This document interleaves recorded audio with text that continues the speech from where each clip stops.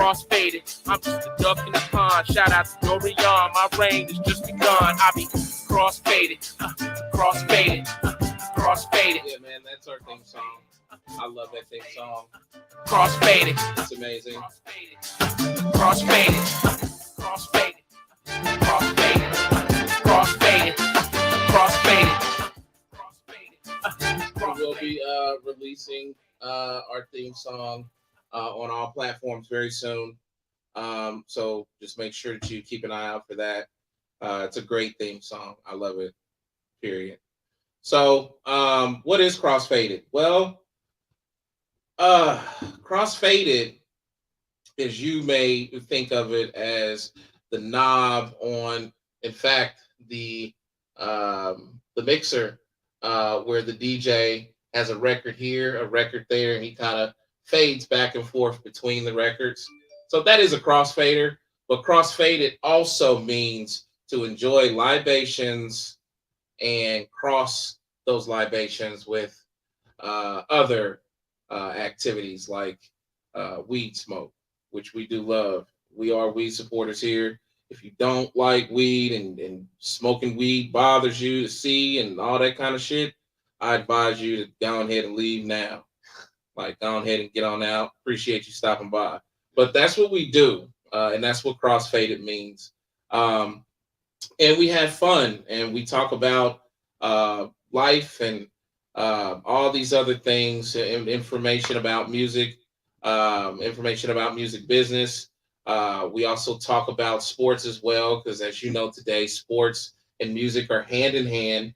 They correlate with each other, and you can't have one without the other. You know, you just can't.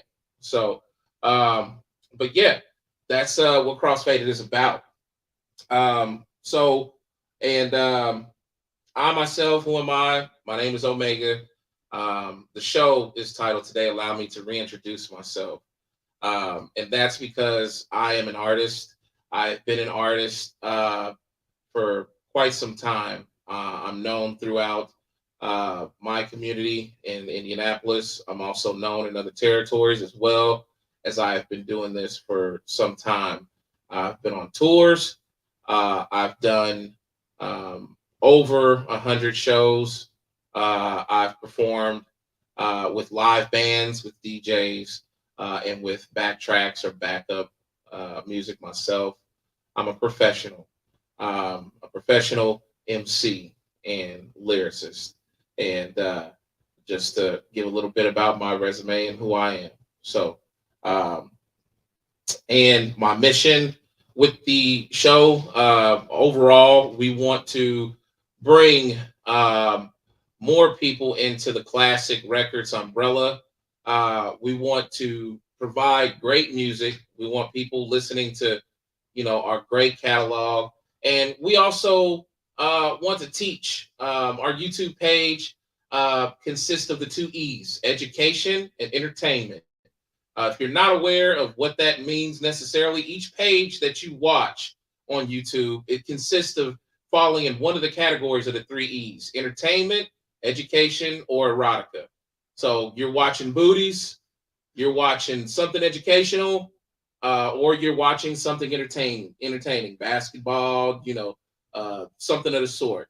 We are a combination of entertainment and education. And the education is solely based about music, about the music business. There's a lot of musicians, there's a lot of hip hop artists that don't understand the music business. I myself didn't quite understand it up until probably about, I would say 2 years ago. I took a break from the music scene to really hone in and get an understanding about what it means to run a record business. I was running a glorified booking agency, and I had a live band with different acts and all these different components and whatnot. And yeah, I was out there thinking I was running a record label, but I really wasn't. I was running a glorified booking agency with, just all the wrong components and the wrong agendas. So, but took a break. We're back now, and we're back with a record company that has a lot of great material that we'll be releasing very soon. And yeah, look forward to that because I do. Um, so I want to tell you guys one of the things that I'm probably going to do every show, and that's the definition of the day. Okay, so today's definition of the day is the compulsory license. All right, so what exactly is a compulsory license? Well, I will go ahead and give you the hard definition of that. A compulsory license, excuse me, provides that the owner of a patent or copyright license the use of their rights against payment, either set by law or determined through some form of adjudication or arbitration. In essence, under a compulsory license, an individual or company seeking to use another's intellectual property can do so without seeking the rights holder's consent and pays the rights holder a set fee for the license. This is an exception to the general rule under intellectual property laws that the intellectual property owner enjoys exclusive rights that it may license or decline to license to others. So a compulsory license is essentially what you use for cover music, and being that you don't change too much, really at all, by law, from that original version. You can't go off making your own version and flipping shit around and all that and trying to get away with the compulsory license. But you'll get sued, they'll pull it. So, but this is how you can release that cover music legally and get that stuff out, to the masses. A lot of great artists have used cover music to boost their careers. Amy Winehouse being one of them. She covered a lot of some of your greats. She covered um, not Lena Horne, but she covered I forgot. I can't think of her name, but Billie Holiday. Yeah, she covered a lot of Billie Holiday, and that was one of her favorite singers to cover. That really helped her shape her sound. And you got a lot of other artists out there that just specifically do like cover stuff. Mary J. Blige is another artist that did a lot of covers in her career. If you go back and kind of look at from like second album on down, I think even on the first album, she has some covers. She did a lot of covers, and that feel and that vibe that she had took and kind of transcended those songs, to another level. Whitney Houston, "I Will Always Love You," which is a cover by the way of Dolly Parton.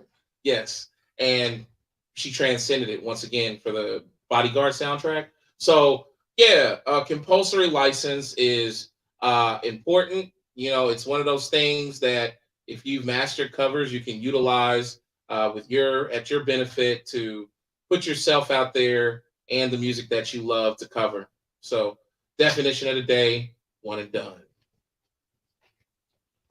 Applause, please. Thank you. Thank you. Thank you. Thank you. Thank you. So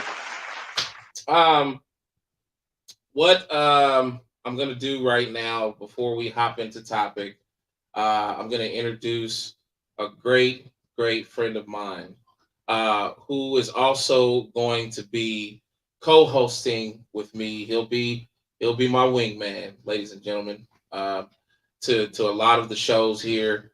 He specializes in sports talk. He also has a very firm grip on music as well. He hails from the East Coast, specifically New York City and the Bronx. That is, by the way, crazy part about him. If you've ever seen Everybody Hates Chris, he kind of has like a life that emulates that life. He had a best friend who was white, and they were running from bullies every day and all kind of shit. So yeah, man, it's a dope story. He's a dope individual. Ladies and gentlemen, my good friend, Mr. Jerome Murphy. Mr. Jerome Murphy. Coming on in right now, having a seat. What's going on, Crossfaded Nation? What it do? What it do? How you doing, Doing brother? fine, sir. How about you? Man, I can't complain about a thing. Wouldn't do me no good. Wow. Yeah. Wow. My name is Jerome Murphy. A pleasure to meet you people. A pleasure to be here with you. I want to give you a microcosm of who I am, and like Omega says, I was born in Brooklyn, raised in the Bronx, so therefore we don't care about a lot of things, see, but we love sports, and life is a sporting event. I found out in this game called life, we're all born on the 50-yard line of life. It's up to us to make positive advances to get the positive yards, or if we get caught up, we get caught in the negative yards, and that puts us back. So I love this podcast and this broadcast because this gives me a chance to go forward, to gain some yards, to gain some knowledge, to gain. That's what we're all here to do, is to gain knowledge, to go further, feel better, and that's what we're here to do. Absolutely, man. Absolutely. Give my man an applause if you're watching right now. Thank you. Yes. And brother, by the way, go ahead and put these earphones on right here. Okay. And that's my mistake. These earphones will enhance the experience. You'll also be able to not only hear yourself and me as well, but you'll also be able to hear those applause. Oh, there's the applause. What it do? What it do? Applause. Yeah, that's my man right there. And brother, I'd like for you to tell them, what's life like living blind, because we haven't told him that. I didn't say anything. He hadn't said anything yet. Right. But yeah, like what's life like living blind, and yeah, just elaboration. Living blind is cool. Guess what? You get to wear the best sunglasses. People don't mess with you, But it was a hard struggle because I lost my sight twice in life. This eye here, I got hit in the eye by a snowball by my sister. We were playing one day. I was about 6 years old. I hit her in the back, and I was bent down to make another one. When I came up, she had one ready. Pow, right in the eye. That messed up my left eye at 6 years old. And then at 14, I was going past the supermarket in the Bronx, and this guy decided he wanted to steal a pack of chicken. So he stuck his chicken in his pants. He ran into me, knocked me over, and I hit my head on the concrete, messed up my right eye at 14. So I've been totally blind since 1976. Been through the system in New York City, been through the schools, been through where they want to put you in an institution with all the other blind kids. But I had people fighting for me saying, no, we want him to go to public school. We want him to deal with, like a normal kid. So I grew up, taking a bus over the bridge to Queens every day to a school in Queens, learning my Braille, learning to read and write, learning everything all over again, really. And that perfected me and gave me a chance to build myself up to who I am now. I'm a father. I'm a ex-husband. I'm a grandfather. I got grandkids because people are like, well, you're blind. How do you know what you're doing? I always tell you, give me an audience. Give me a female participant. I'll show you how the blind people do it. You see? But, yes, you had to fight through many stereotypes and, people amuse me because they see it all, but guess what? You miss a lot. You miss a lot because you look and you judge by looking, but you got to listen in order to really feel where people are coming from. You got to really feel the vibe in the room. You can't see the vibe. You can, but you really can't feel it unless you hear it. And I kind of focus myself on hearing the vibe and feeling people and going from there. Yeah, man. Yeah. I come into meeting Jerome.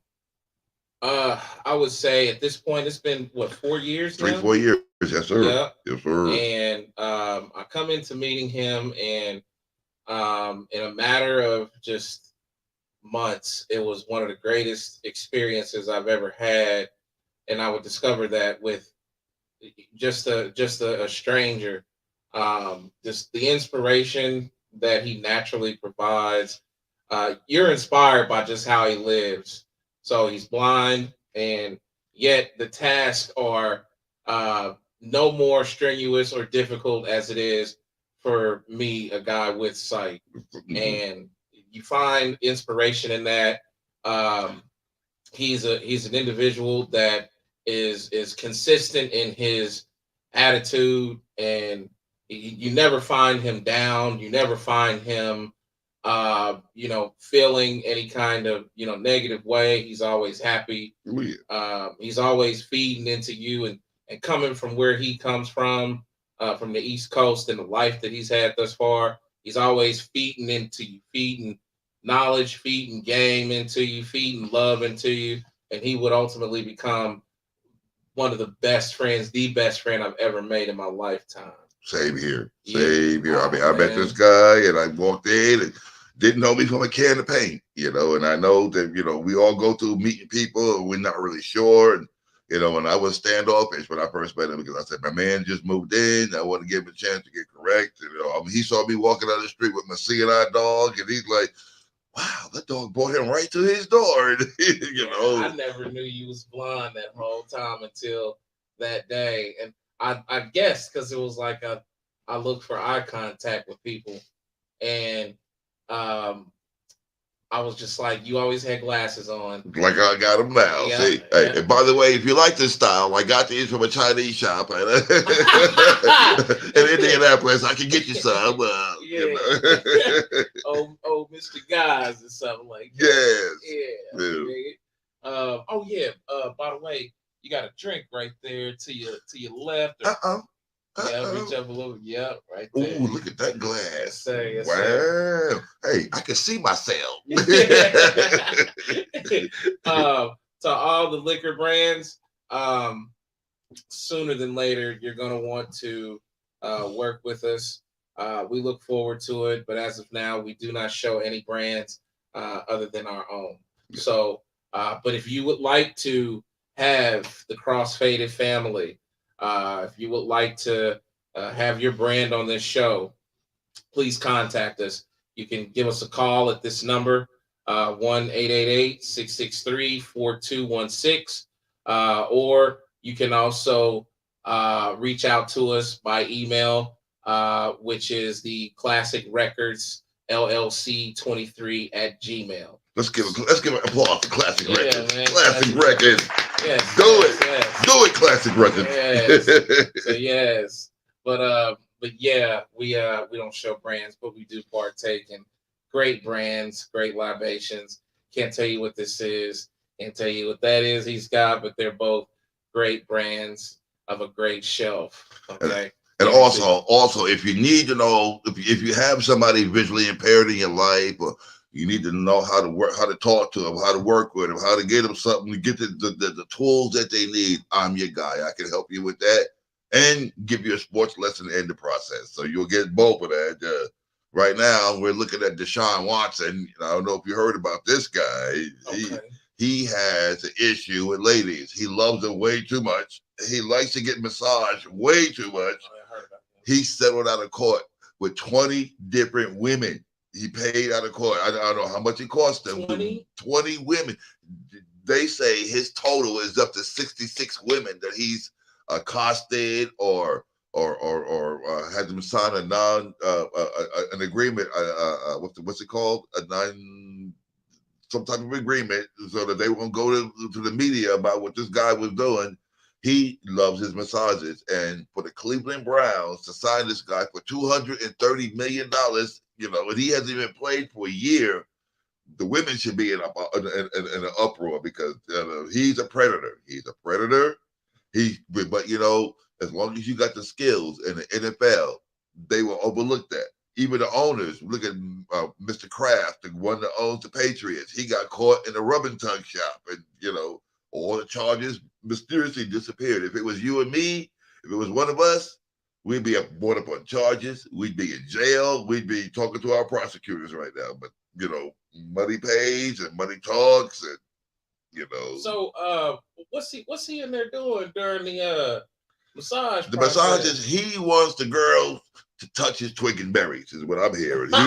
He wants to play with the twig and berries, and he said he comes in with his own special towel. That's a real short towel to cover himself up, but the towel automatically comes off at one point.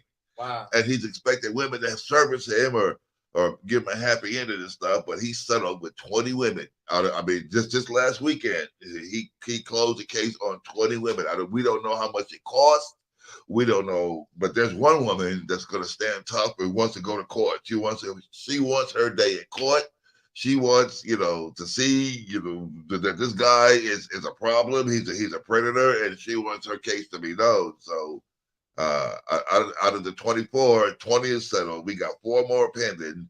This guy is getting $230 million. He might not even play this year. They gave him $1 million advance. He might not even play. You might not even see him for 2 years. And then we have someone like Colin Kaepernick, Mr. Kaepernick. All he did was kneel. And he got blackballed. You see? Yeah. It's crazy. It's crazy, man. That's and he's a black dude. Yes, right? I think he is. He is. I don't see color. I'm blind, but you figure Deshaun.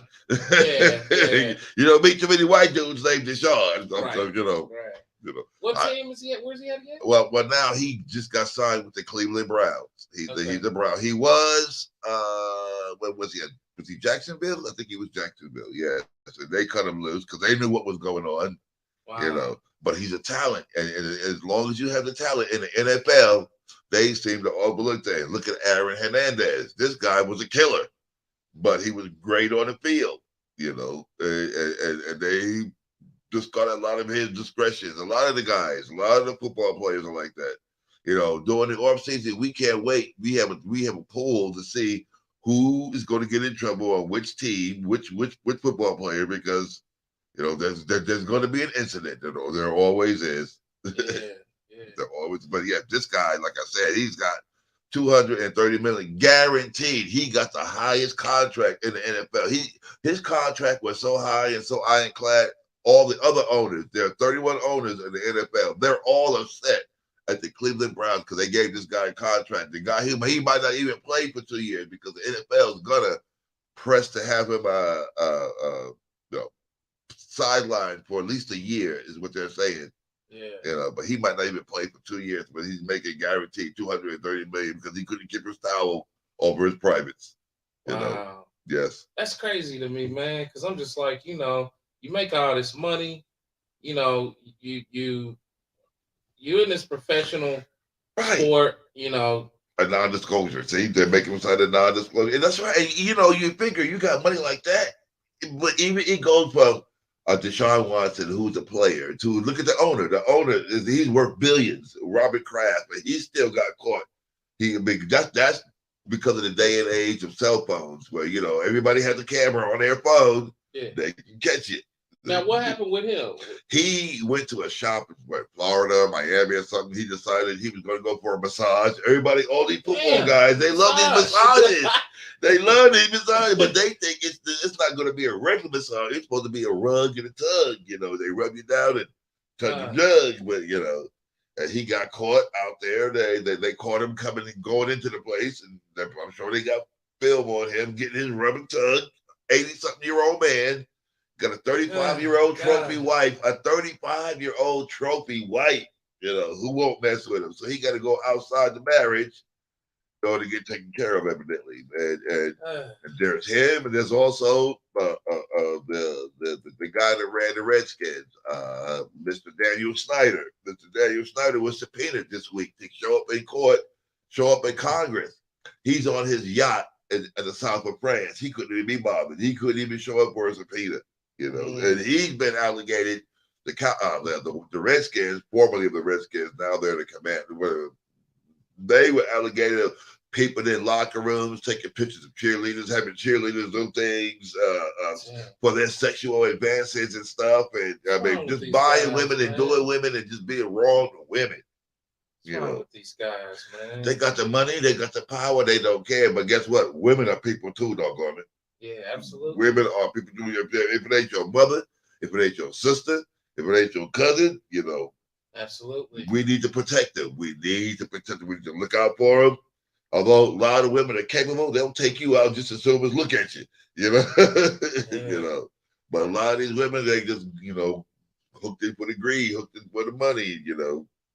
But if you're a Crossfaded fan, You need to keep an eye out on Deshaun Watson. You need to find out what's going to happen with him.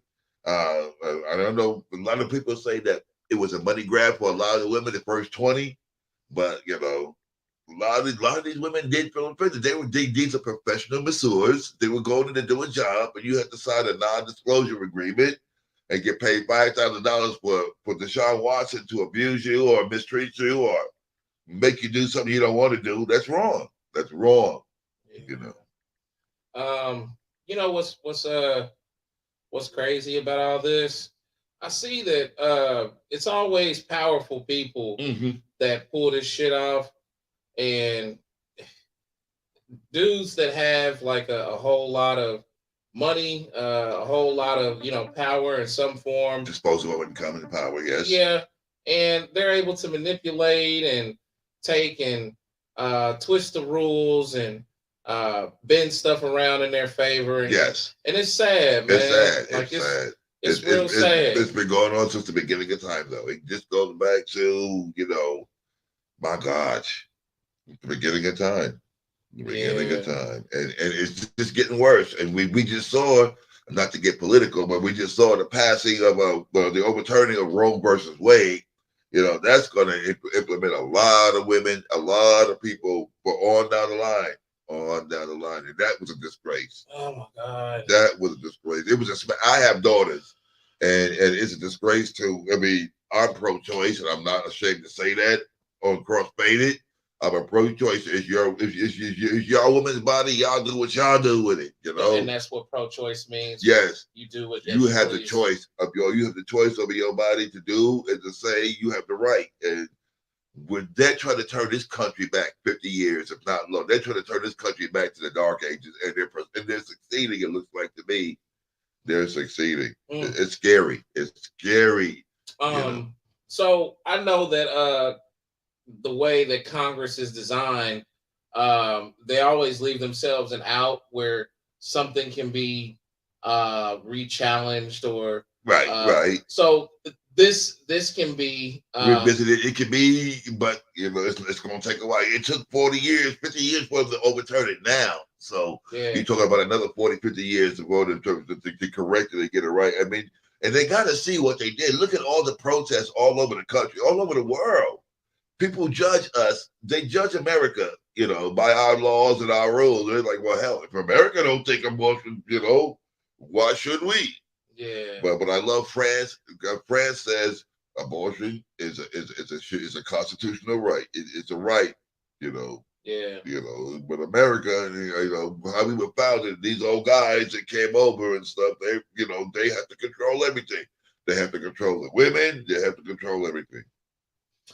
I don't quite know where I stand on that yet, man. I definitely don't like the ideal of kids being killed and shit.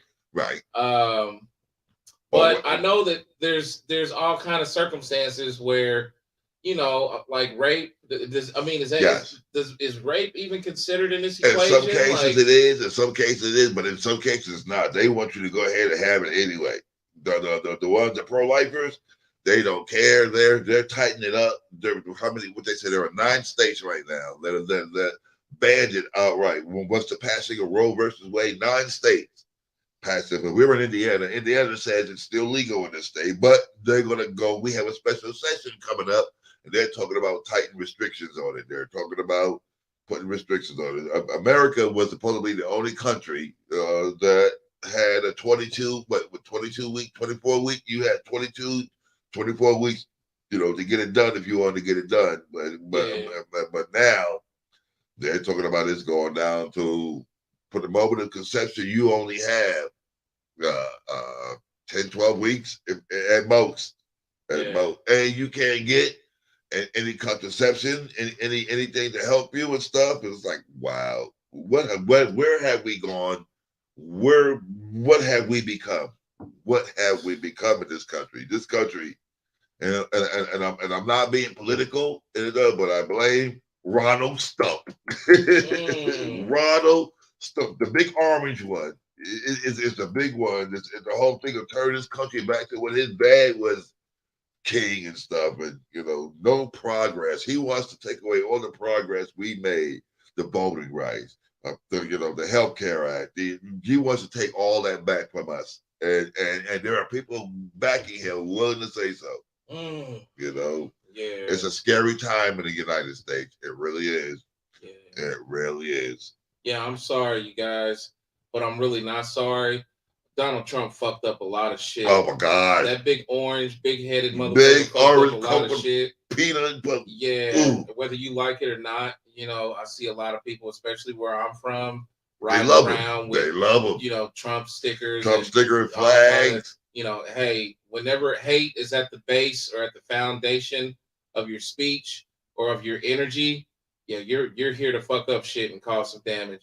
Regardless of which, he might have been very useful and very helpful in the terms of depending on what tax bracket you were in and how much money you were making. That's great, but then you have a challenge. Then you have a something to ask yourself. Morality versus finance. Which one is more important? Which one means the most to you and your family? I feel like morality is something that you can never sacrifice. You can never dispose of or make disposable. I feel like it's not even a question. Morals are they're what's going to survive you after you're gone. Yes, sir. That's what people are going to remember you by. That helps with establishing your legacy. Yes. So this guy, I mean, man, he has no morals. Yeah. Has no scruples. Has no morals.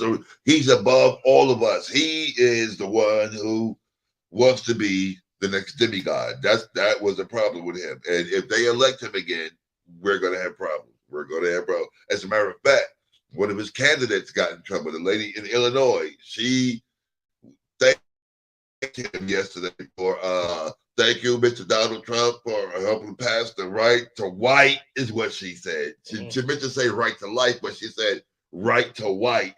She's come under scrutiny now because he promoting the white agenda is what it is. But that's a different story for a different day on a different Crossfaded episode. Yes, sir, it is. Yes, we're not going there. I just wanted to be introduced and want you to know I want to be engaged with you. I want to be a Crossfaded participant.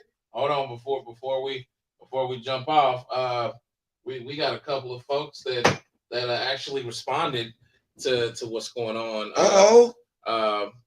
We got a brother here, a brother that I know very, very well. Shout out to my big brother, like no other, my blood brother, Corey Rosdell. Corey Rosdell tunes in with the comment. He says, "It is a woman's choice." Yes, sir. How can someone tell a person what to do with their body? I totally agree with that. I do. I agree with that. This goes back to us when we came across when they were sneaking us across the ocean and stuff. We had no choice of our body. I mean, you was a family. You was broken up. You was he is so right. Corey, you are on point. I agree with that. How can we? Even though I hate the idea of like babies getting killed, right? Like at the same time, if I separate that and I look at this woman and this female and her body being hers, it's her body, and the baby has yet to be born out of the body, so the baby isn't an individual yet, or isn't like a human entity yet. That's different, in that case. But while the baby is still, inside. It's a part of her body. It's hers. It's her body. It's like her. It's like her appendix. It's like her kidney. It's hers. What she wants to do with it should be up to her. I totally Corey, agree. you are 100% right, Corey. And you know what makes it so sad is with this Roe versus Wade thing, a lot of teenage girls are going to die now because they're getting pregnant at a radical rate, and they can't. I mean, luckily we're still sort of legal here, but God forbid, God happens wherever they're at right now, where they're up against a brick wall and they can't get out, and they can't, for a mistake, What you saying? They gonna die because of suicide? Yes. Yeah. Suicide is going to go up for the females. I'm sorry, and I'm not. I've heard studies. I'm not the one saying this. I've heard studies saying that a lot of women are going to lose their lives on put a suicide one and put a backyard abortion, which will be coming back.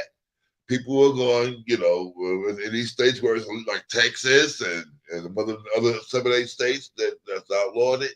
People are going to be going to dark rooms and alleys and stuff trying to get abortions, and it's horrible. If you heard the stories, you heard about women getting coat hangers pushed up in them. Yeah, I was just thinking about Yes. that. Yeah. Yes. And we don't need to go back to that. We don't need to go back to that. It died in the alley, Yeah. Yeah, man. Horrible. Thank you, Corey, for that contribution. Thank you, Corey. I want to point out how Corey is the donator of this beautiful classic records glass piece. Go Corey. Right Go here. Corey. Go Corey. Yeah, It's your birthday. Shout out. Applause to Corey. Applause. Come on. It's my big brother. I love him to death. Thank you, Corey. Yeah.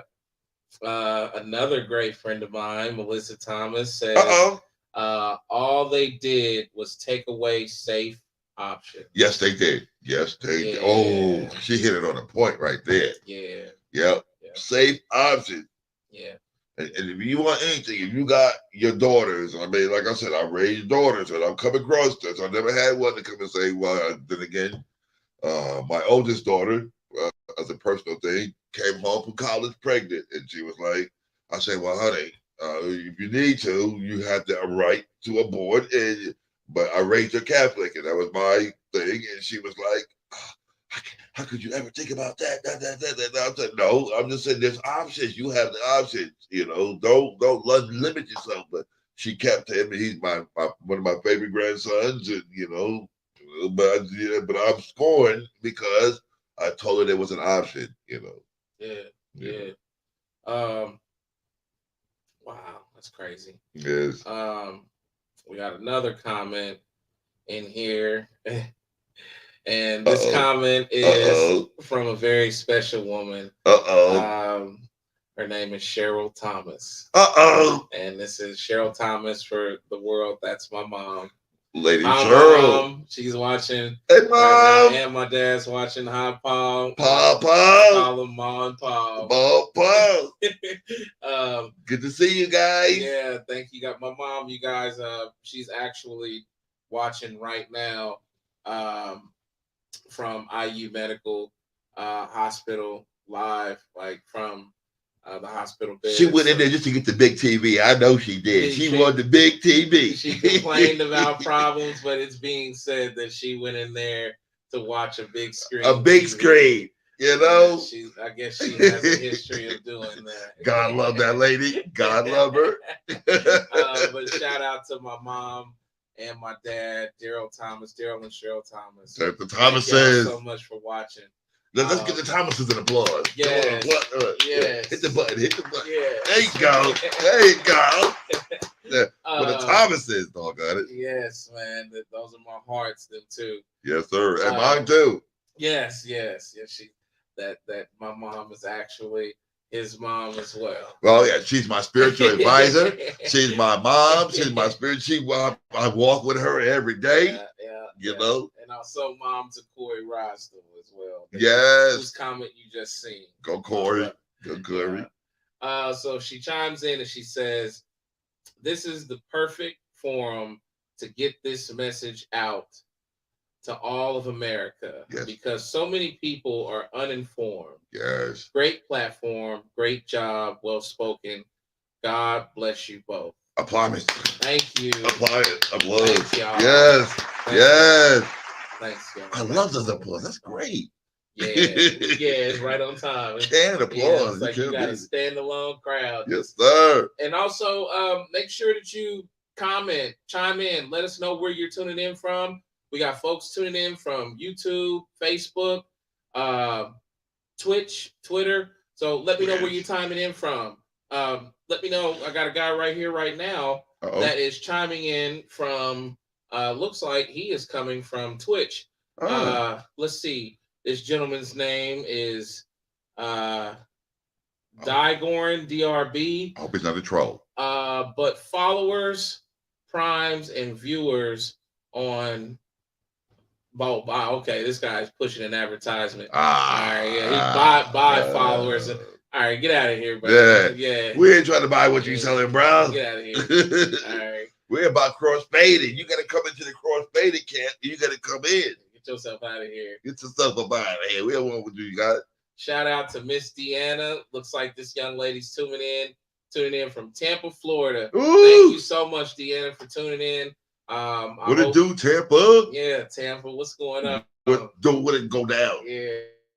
We'll see you soon, Tampa. Ooh. And Ocala very soon. Ocala? Yeah. And Clearwater. Your boy's gonna be doing some Florida globe trotting. Florida City hopping. I hope I get to go. Absolutely. Absolutely. Yeah, but Yeah. what state I ain't been in, but I heard great things.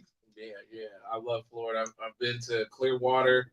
I've been to Tampa. I've been to Orlando. I've been to Miami.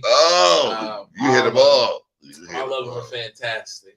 Yeah, St. Pete. St. Pete. St. Pete. Yeah. So shout out, Deanna. Thank you so much for tuning in. Thank you, Tampa. I really appreciate you. Yes. Applause for Miss Deanna right there. You go. There you go. Hey, you go, girl. Miss Deanna says that's awesome. You're awesome. Thank you. Yes. Yeah, man. Chill. That's our regular picture right there. We got to get the shout outs. Yeah, absolutely. You know, absolutely. Especially when Tampa called. When Tampa comes to call it, come on now. Absolutely. All these folks chiming in. And shout out to a fella named Chainsaw Firewood. Chainsaw Firewood. I love the name. Why not? Well, why not? It's my man with the two. I don't know what you call this. The sign when you throw up the two fingers. Kind of like hang loose, but without the thumb. Yeah. He says, "My man."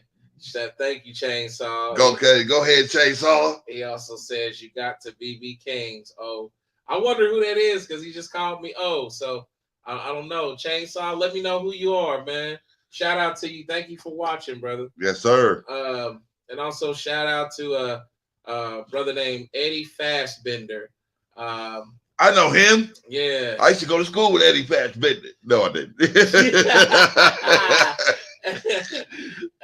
What up, Eddie Ed? Thank you, Eddie. Eddie Ed. Because BB has our BBB, me know. I'm not sure what you mean, Eddie, but, clean that up. Shout back out with another comment. We appreciate it. You know what I'm saying? Yes. Yeah. All right. I love this. This is great. I can't wait. Oh, so Corey chimes in and he says that Miss Deanna from Tampa, Florida is the young lady who actually created this beautiful classic records plaque. Really? Yeah. So thank you, Deanna. That makes wow. Applause. Wow. Okay. Let's do it. Yeah. Let's do it. These are so awesome, Deanna. I want to say that, I had a couple of options with them. First, I thought, of like putting it on the table as, like maybe coaster usage. But I said, nah, I feel like they're really nice and they kind of deserve like a way to be shown, kind of like a picture. So I just kind of put it on this elevated stand right here so folks can see them. But Deanna, you do great work. Yes, she does. I appreciate that so much. And I look forward to buying some stuff from you. We really need some coffee mugs.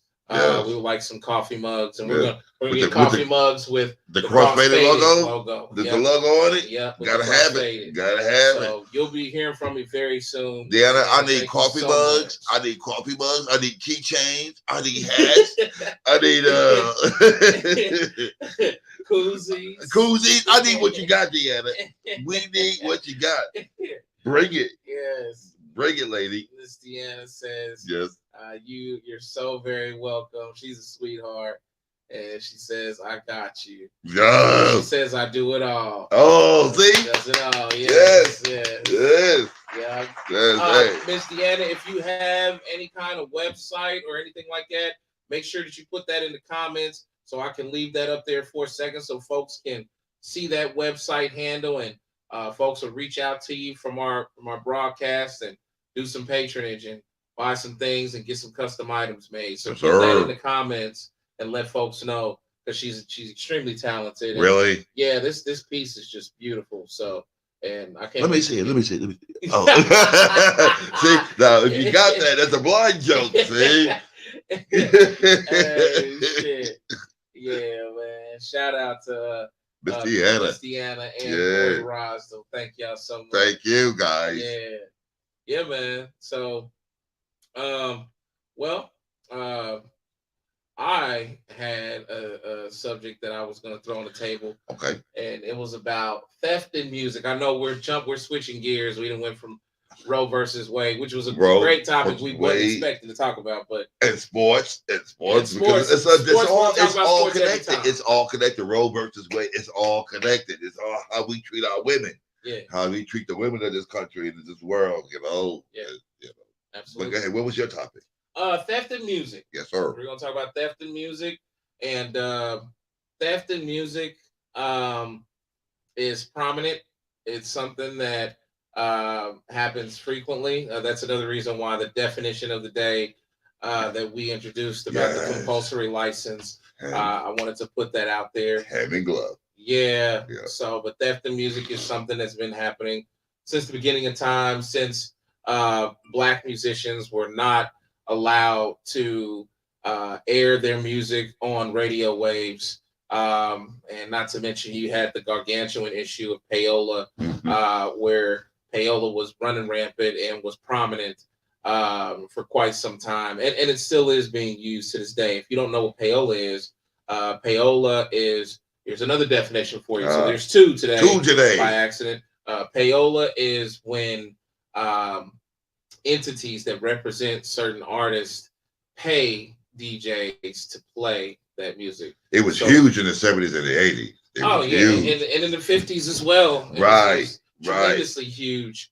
So yeah, that was payola. And man, it was a thing that was another, issue that blocked great talent and snuffed opportunity from talented Black artists once again, before they were even given a legitimate chance, because by law you couldn't have Black music, is what they called it on radio airwaves. But it was okay for people like Elvis. Elvis to steal it and play it and put it on there. Yeah. And Elvis is one of the major culprits. The major culprit. Sorry, whether you like it or not. He got a movie out there. Yes, he does. But he was a culprit. He was a huge thief. And I'm sorry once again, but Black music was what he leveraged his entire career off of. Black music, hip gyrations, and all of the subject matter. Elvis Presley hails from Tennessee. Can't remember what specific part, but I know he had a lot to do with Memphis. I know he was watching juke joints as a youngster, looking in the windows, and watching performers perform. And they claim he was a narc, that they gave him a badge and he went around busting drug dealers, but he was keeping the drugs to himself. Yes. Yes, Elvis was going around busting drug dealers, but keeping the drugs for himself. He was a narc. Yes, he was. Ain't that about it? And that's documented fact. I'm not talking out my head. That's a documented fact. They even have a song. Elvis was a narc. Wow. Yes. They said he kept all the pills in Graceland. That's what they did. I heard stories about how he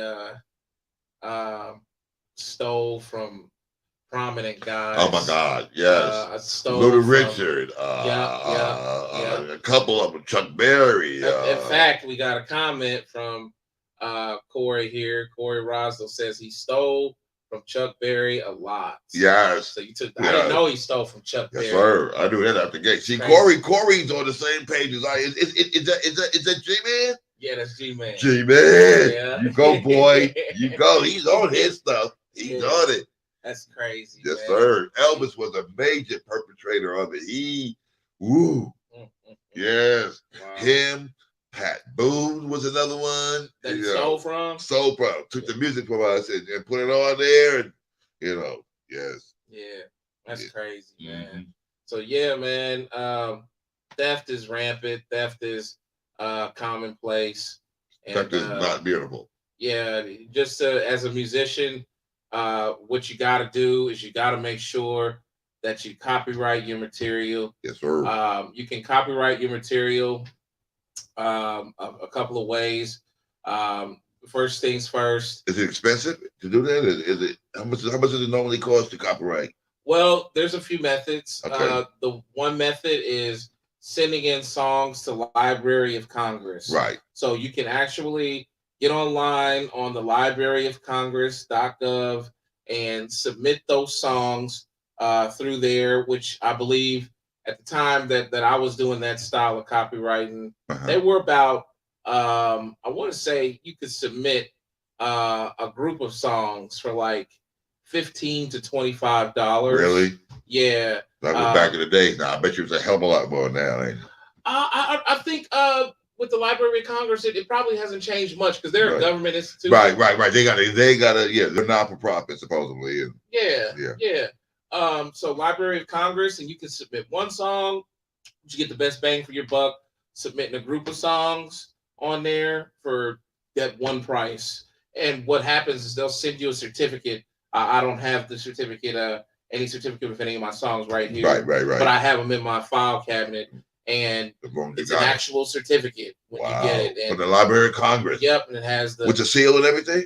Yes, it has a seal. Yes. Okay. And you have that, and it states the ownership. Whoever you gave the splits to, if you gave splits to other writers, other folks that had something to do with the song, however you allocated and divided that, it speaks to that as well. So, and you can also go through some performance rights organizations, some PROs. Right. PROs are ASCAP, BMI. Right. Those are two of your biggest PROs. Right. So you can go through there. They own most of the music in the world. You know that, especially being what the second one you said. They own most of the music in the world. BMI. They own most of the music in the world. Yeah. Been around if you made music, time. they own you. Yeah. So yeah, you can do that.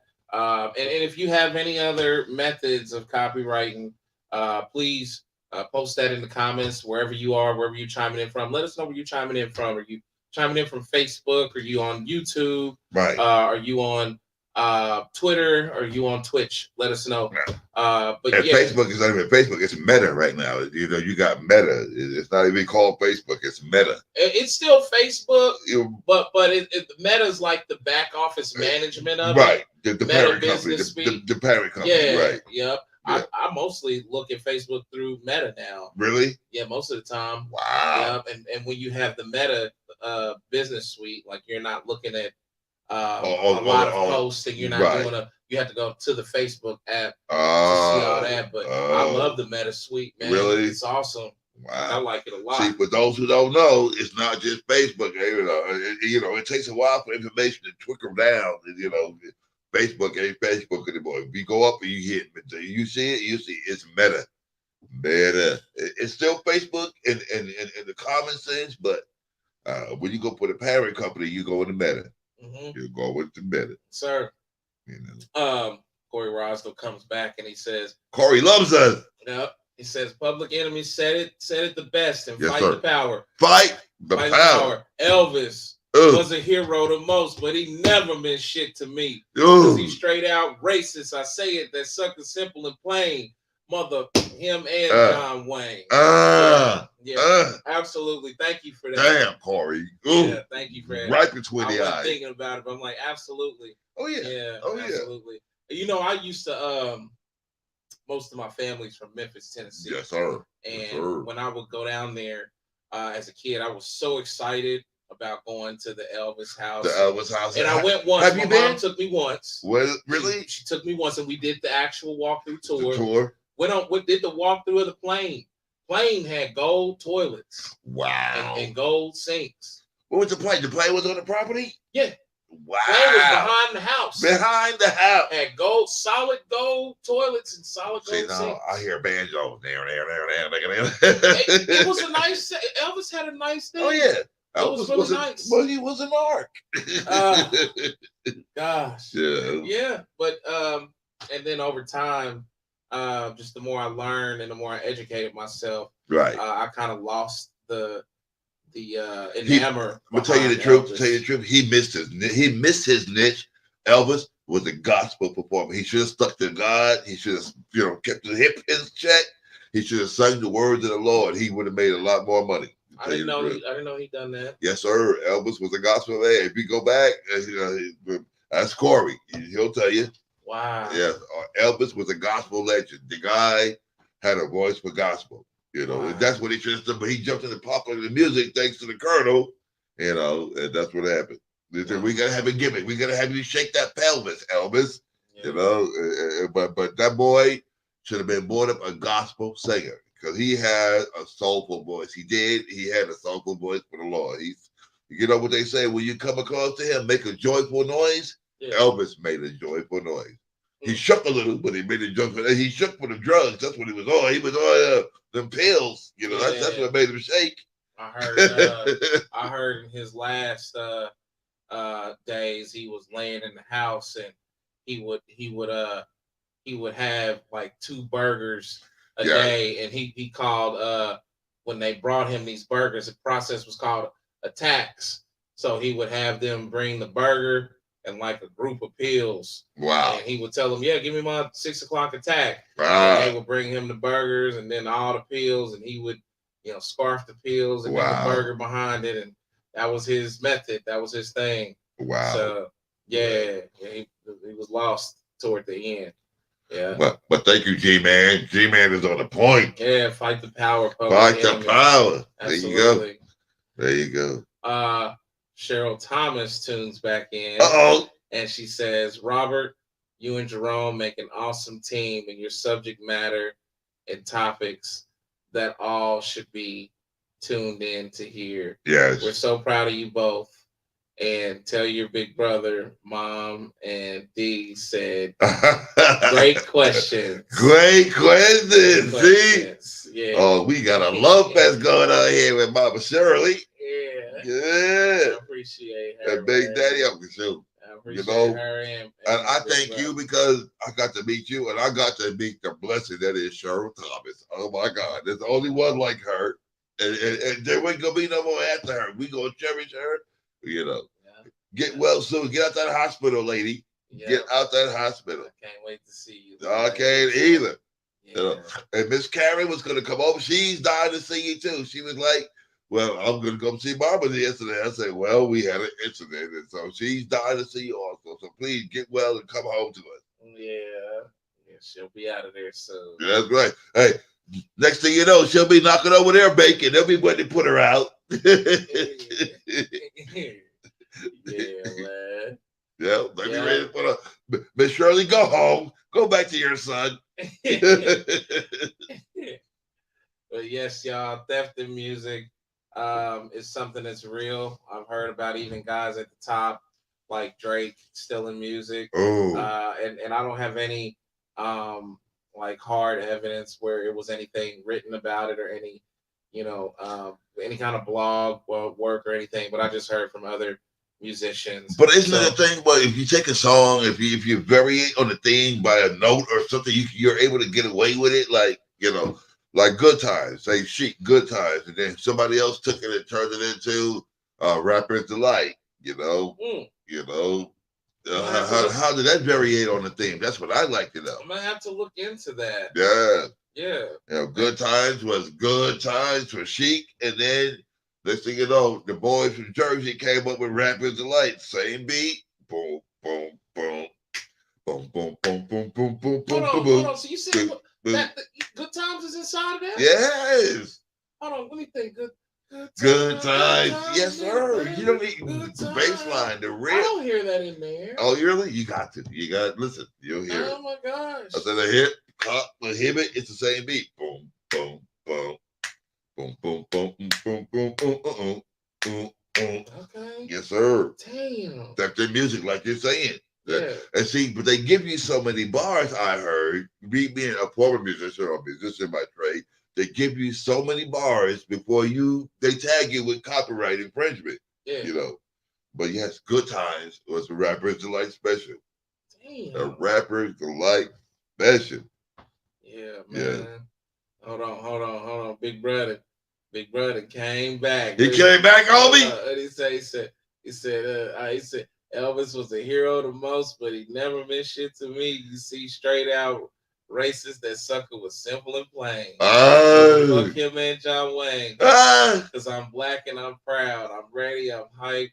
Plus, I'm amped. Most of my heroes don't appear on no stamps. Yeah. I didn't even know the words after that. I appreciate that. I appreciate Where's that. that from? Where's that from? That's Public Enemy. Public Enemy. Most of my people Fight don't the appear power. on stamps. Wow. Yep. Fight the power. He going straight power. Yeah.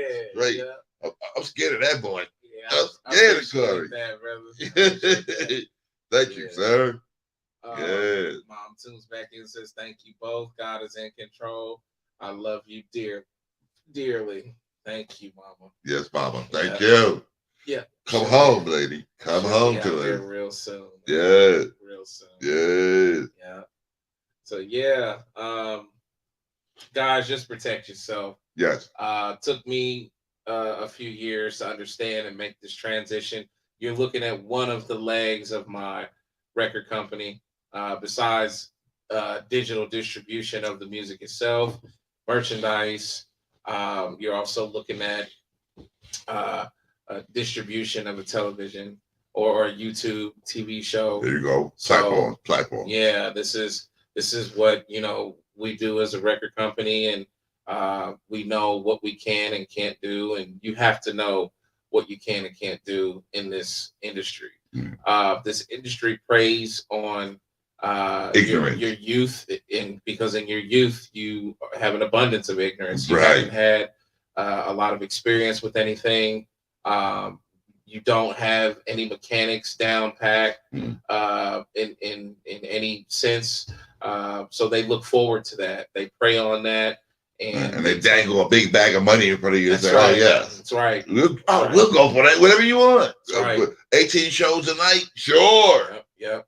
Most of your rappers that you hear on the radio, I'll say 99. I'll go ahead and throw the 99% on the table that they are signed with record companies, and they do not own their music. Right. Fraudulent contracts. Yeah. They do not own their music. And therefore, they are underneath a contract that has a lot of manipulative standards and clauses and things that are in favor of the record label. That's why Prince fought like the devil to get his. Yeah. He changed his name. He became a symbol to get his. Yeah. You know.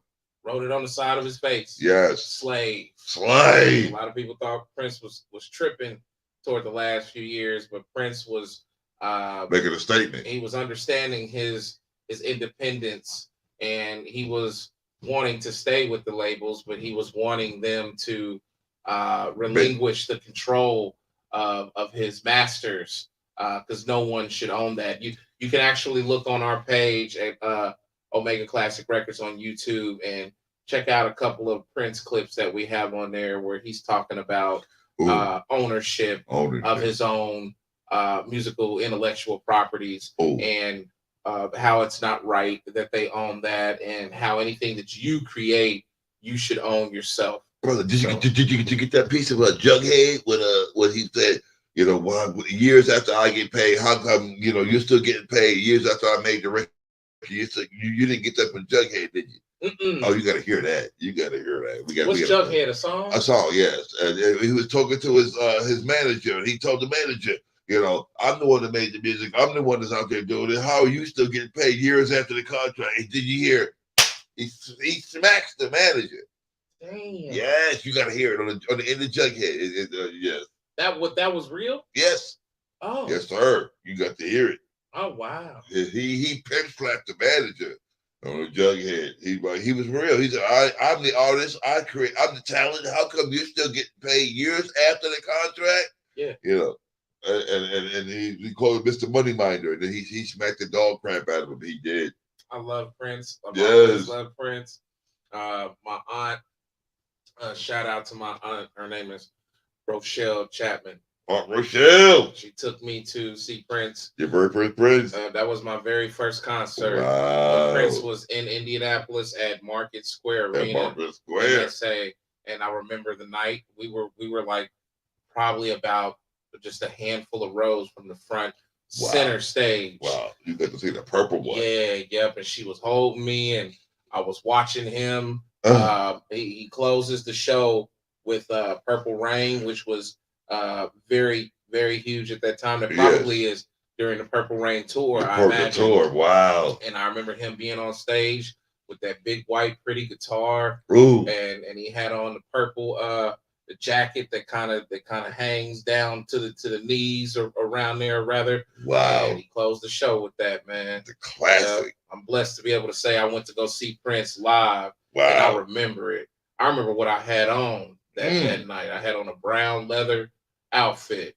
And yeah, you know, I was young, you know, old, probably about 8 years old. 8 years old. I was young and fly, young, fresh and fly. Wow. Going to see Prince at MSA. Wow. So, thank you, Auntie. I'll never forget that. That's a big part of you know, my shaping, my mentality. Yeah, but and speaking of Elvis, to bring it back around to Elvis, you know, it's been 45 years since his last performance in Market Square Arena downtown. That was his last performance here? Here, yeah. Wow. It's been about 45 years ago. That's what they said. I saw it on the news, so. Yeah. And it went to Corey. He's a punk, so we don't really care about Elvis, you know. Yeah, Elvis ain't did nothing for my man Corey. Yeah, the G unit don't care about Corey. I mean, don't care about Elvis. No. I ain't mad at him. Yep. And if you feel differently, don't hesitate to post it in the comments. We welcome your comments. We welcome your views. We welcome your thoughts. Please. Yeah. If you need me to shut up, put that in there. Tell me to shut up. Yeah. I made a post about Elvis and the theft of the song Hound Dog. I made a video about it. It was from Big Mama Thornton. From Big Mama Thornton. He took the song from Big Mama. I never talked to him about this, by the way. Yes. So yes, Big Mama Thornton. I know Big Mama. I know Big Mama Thornton. Yeah. A lot of folks chimed in and they were like, "Oh, Elvis didn't steal that. It was." It was not public domain. Artists. It was not public domain. If it was public domain, I would say yes, but it was not. That was hers. That was not public domain. He had not the right to take that. Yeah. You know. And then people were like, "Oh, well, she had help with the writing of it, and she didn't write it. It was two other guys that wrote it and whatnot. So really, boys were looking to get paid off that from them. They sold it to Elvis. Yeah. They took it from Big Mama, and Big Mama was the original hound dog. I don't care what you say. Yeah. I ain't nothing but a hound dog. All the mother loving time. Yes, sir. Hey, you got somebody that just chimed in to you, man. Really? From way across in the desert lands. I thought God knows. This person's name is Stephanie Rice. And she chimes in and says, "Shut up, Jerome from Arizona." You know what? I got 5 of these for Arizona. I got 5 of these. The nerve of that woman. God love her. Yeah. Hey, you tell Stanley to settle down. That's what you need to do. Yeah. So Stan's man's been barking since 5:30. Doggone it. Been barking since 5:30 in the morning. Ain't stopped yet. Yeah, you got other issues, Stephanie. Big shout out to Stephanie Rice. Love Stephanie Rice. Love you, girl. Love you to death. And I'll shut up now. And she says, "Love you, Jerome." That's my girl. Yeah, that's her and her noisy dog. Yeah, I love Stansby, man. That's my heart, man. Stansby. That's what's up, man. Yeah. So yeah. I dare Stephanie Rice. Yeah, man. Rice. Yeah, that's what's up. That was awesome. That's cool. Thank you, Steph. Yeah, man. So, but yeah, man, that post had gotten out of control, and I'll be honest, man. When I made that post, it was rough, man, because a lot of you know, with all due respect, white people were offended about Elvis. A lot about the post that I posted with the title. It says, and on Facebook is where it done the most. It covered the most ground, and the title says Elvis Presley got his song or stole his song from Big Mama Thornton. Stole Elvis Presley's biggest hit, Hound Dog was stolen from Big Mama, Big Mama. Thornton. Big Or Mama. no, was stolen from a black artist. An artist, yeah. But Yeah. that was his knock for years though. He's always been knocked for that. Him and a lot of people in that generation, you know. Yeah.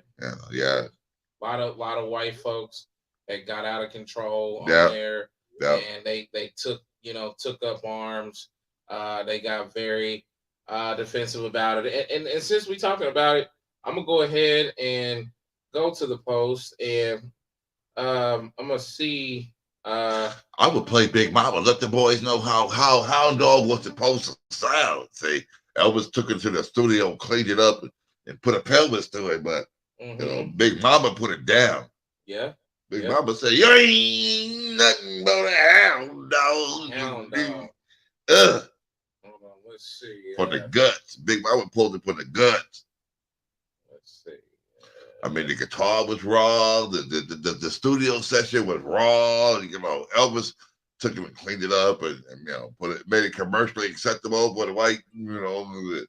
Big Mama said, "Here it is. Here's fish, grits, and gravy. You ain't nothing but a hound dog." Nothing but a hound dog. So looks like it had 120,000 views. And I wish I could show you guys like a split screen of this, but I can't really show you the split screen of it right now. But yeah, it had 120,000 views, and this is on our Facebook page. The title is Elvis Presley Stole His Biggest Hit Song, Hound Dog, from a Black Woman. And I'm gonna go ahead. Where's she from? Where was she from? I forget where she was from. Was she from Mississippi, Tennessee? I ain't quite sure. We need to find out. I ain't quite sure. Maybe our girl behind the scenes can find out where Big Mama was from. I think she was Tobacco Road, North Carolina. That's what I'm thinking. You had a lot of. I'm gonna go ahead and put a comment on here and tell all these folks, all you folks with a point to make. Yeah. Tune in now.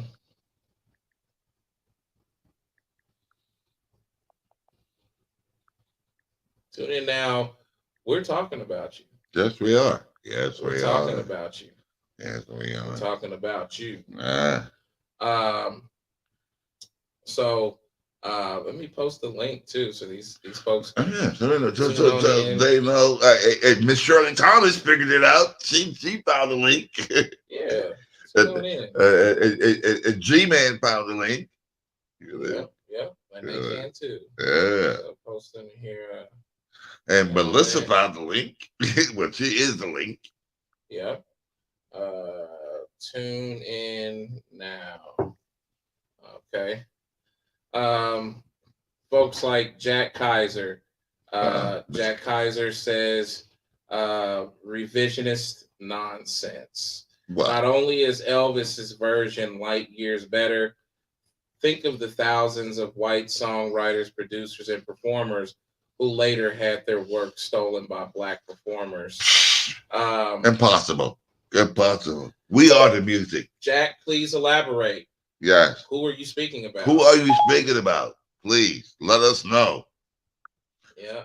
Because from what I've seen, the basis was, we go back to, Tune in live now. We just spoke about your comment. Yes. Then you got another guy named John Levy. Big Mama Thornton didn't write the song. Lieberman and Stoller did. As long as Elvis paid them royalties, he had as much right to sing Hound Dog as she did. Okay. And therein, again, is the beginning of your topic. Theft. That is what it was. John Levy, a thief is a thief. Tune in now, and we can have a live discussion and see what hard information that you have to offer. I love that. I love that somebody came up with just like, well, somebody else wrote it. But the writing is one part, but the artist, the one who presents it, is another. The front man, whoever's out in front, they get the credit. And you know that. You know that Elvis was out front. He like old boy said, they might have paid for it, and I'm sure they didn't even pay the proper fees because they were ripping us off back then. So I don't care what you say there, sir.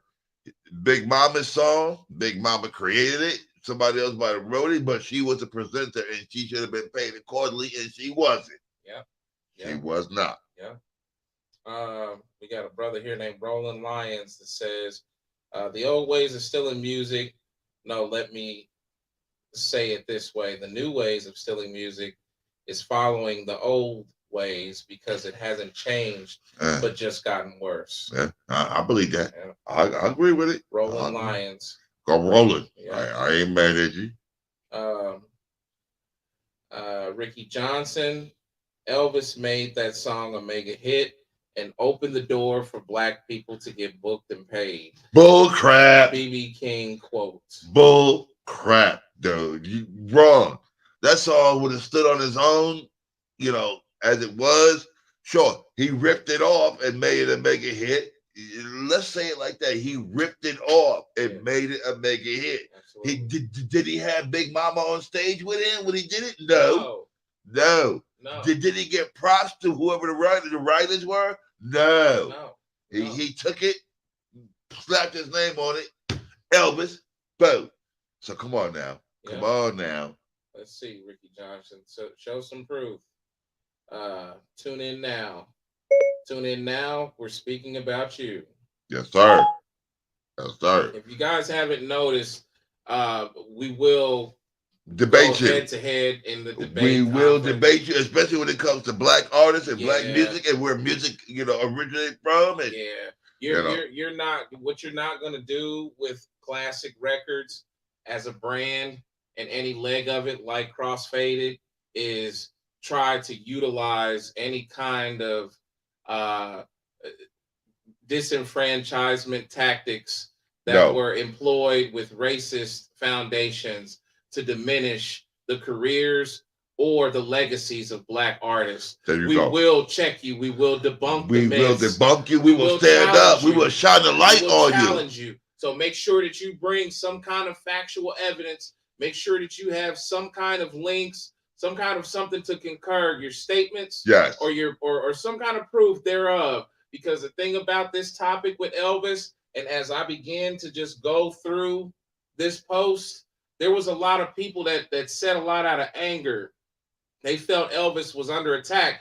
Listen to you white people that are heavy Elvis supporters. You Caucasian. And I'm saying that because that's who was on the post. This is what I'll do respect. This has nothing to do with any kind of racist rationale or perspective. There were white people that came in arms on that post. I had been called nigger and everything else on that post. I had to relieve people off of that post. Wow. Because people begun to get disrespected. Wow. Disrespectful. Listen, you guys are in support of an individual who was not only a musical thief, but he was also a legendary pedophile. He was, yes, and racist as well. Being cited by Jet Magazine as saying black people can't do anything for me but shine my shoes. That's Jet Magazine, 1956. Oh, you gotta post that. You gotta post that. I don't even have the post in my hand. We should be able to get it. But I remember the commentary, and I remember that when I give you these things, I don't give you opinions, or I give you citations like they do in school. Yes. This is a straight citation, okay? So you guys are in support of a major pedophile. This man traveled from state to state with kids that was 13 and 14 years old. And he was wrestling with them in hotel rooms, in between shows and sound checks, and all of that, wrestling and playing with little girls on the ground. They said he traveled frequently with a host of 13 and 14-year-old little girls. If you support that because of some hip gyrating and some songs that you think were popularized or made iconoclast, look, you just as bad as him. Yeah. You might as well be a hip gyrating pedophile yourself. All right.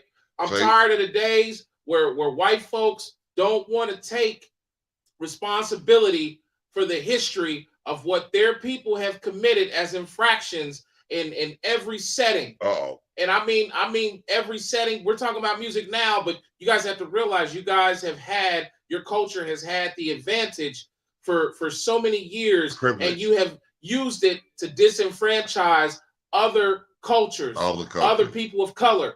This is a reckoning we're going through as a country right now. A lot of us may not like Donald Trump, but a lot of what he done was needed. Yeah. He turned around how we look at things, and he brought the conversation of racism to the table and has us where we are right now. You went critical. Yeah. So I just wanted to make that footnote, you know, because if you're supporting that and you feel like, you know, because of some songs, and you got guys on here on this post, you know, it happens all the time. All kind of comments on there. Yeah. Look, Big Mama Thornton's family probably still don't have nothing. Right. They didn't have nothing when they started. She was a lady singing juke joint hits in a hole in the wall bar or a hole in the wall club that probably didn't even have a liquor license. And she was promised 40 acres and a mule, and what did she get? Nothing. So y'all can go to hell. All right, I'm gonna tell you that right now. So I've been waiting to address the folks on this post, and probably none of them have tuned in. Probably none of them have are here right now, and that's fine. Guys like Dale Knapp that had a lot to say. The song has been recorded over 250 times. Elvis's was just. It still don't make it right. It still don't make it right. It's been recorded over 250 times. It's still, you know, it ain't Big Mama. Big Mama was the original. Guys like James Allen Collins. I don't care what Elvis sang. He was far ahead of his time. Far and always will be the king of rock and roll. Get used to it. Yeah. And yes, she deserves credit. Okay, you don't have the right to have a duality to that statement. You just put your foot in your mouth. You contradicted yourself. Yes, sir. That's why I said to you, typical fanfare response. Praises upon praises, then the afterthought.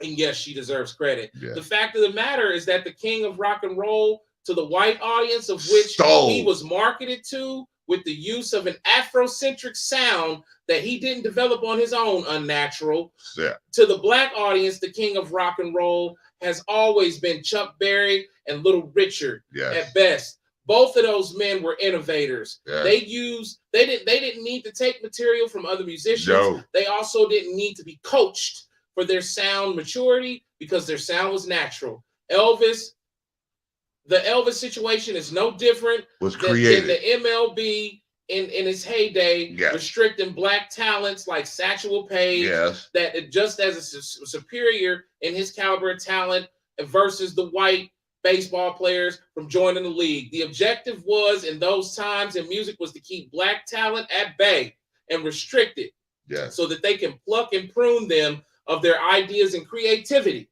and cover the songs, steal the songs themselves, not cover, steal. Yeah. All right. Keep this raw talent off the radio airwaves and also restrict them as much as possible from record deals and force them into juke joint settings.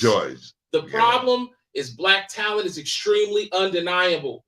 And at this point, it's safe to say that it has not only driven but shaped all vessels of entertainment and pop culture. And without black talent, you don't have an Elvis Presley and a long list of other characters that emulated these Without black culture, you don't have nothing. You don't have refrigeration. You don't have blood thinner. You don't have, Thank nothing. You. So James Allen Collins, you can go to hell.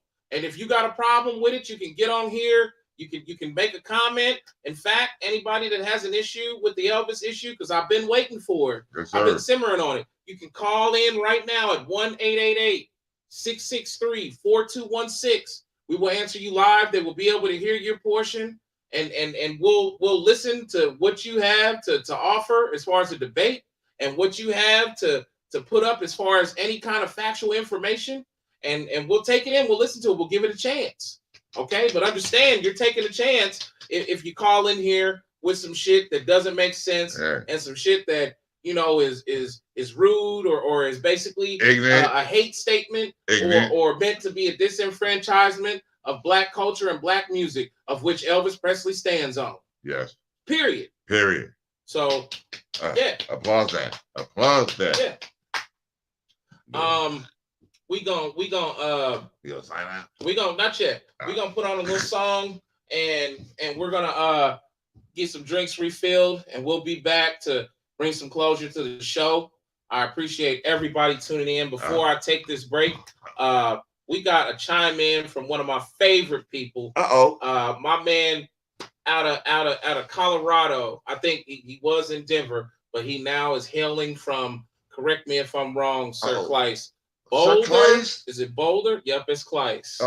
What's up, Mr. Kleiss? AKA Mr. Slice. Mr. Slice, man. Yes. What a dude. He says, Omega, you need to put comments from Facebook to pop up into your chat. There you go. From YouTube. We're going to make sure we got that yes, worked sir. out next time. What I wasn't planning on doing, Chris, was this particular episode was meant to introduce us and to kind of let folks know why the episode that was airing today, which was the School to Prison Pipeline, aka the Success to Prison Pipeline, was canceled, featuring Penny Gregory. But we ended up getting into these topics and they were great. So, but we're going to be armed with that next time so folks can see the comments, because I want people like Bill Knapp and Mr. Collins to tune in and see themselves on a split screen looking silly with those silly ass comments that they made. We definitely gonna have it organized correctly for sure next time. But I thank you so much, my man Chris Kleiss. We gotta give it up for Chris Kleiss. Chris Kleiss. Chris Kleiss is a phenomenal person, but even more so a fantastic businessman in music.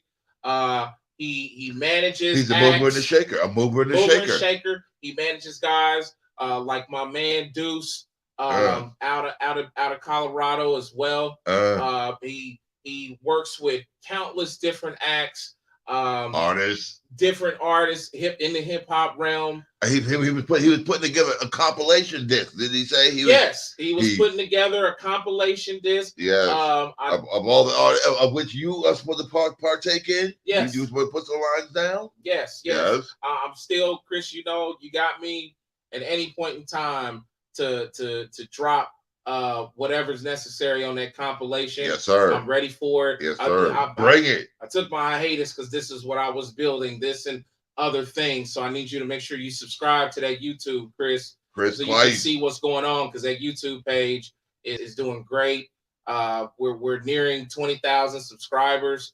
We're over 10 million views, and it's doing phenomenal. Our Facebook page as well is somewhere over 4.5 million views. That's fine. Hit the button. So hit the button for him. Hit the button for the views. So Come make on. sure you subscribe, Chris, because that's going to be a pivotal platform. Yes, sir. That'll be sometimes when I take some of your stuff and Chris is doing this in this state, and I'll slap it on YouTube and start rotating it and let folks know, hey, Chris is coming to a town near you. Yeah, and Chris's family. So to my family, I don't need a thing. But we'll be selling advertisement space here very soon. But you and like my man Deuce, I'll be slapping that on there and driving folks to y'all's pages wherever y'all want to drive people to from mine.